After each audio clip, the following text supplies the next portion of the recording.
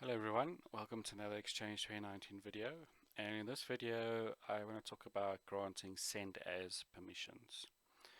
Now, granting send as permissions, basically you are impersonating that person. So if user A has send as permissions for user B, it looks like all the mails are coming from that one user, even though you've got this delegate that can send as you. So you will never know if the mail was sent from yourself or from your delegate. So just be aware of send as permissions. So if we go to the commands, you can basically see that I'm adding the AD permission.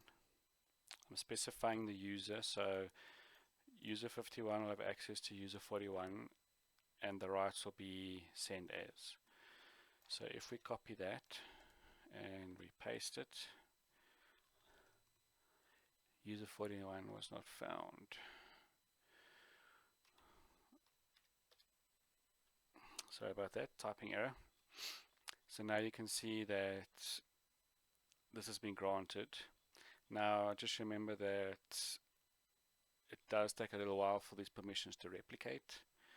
So once it is in full swing, you'll be able to obviously send as that user from Outlook.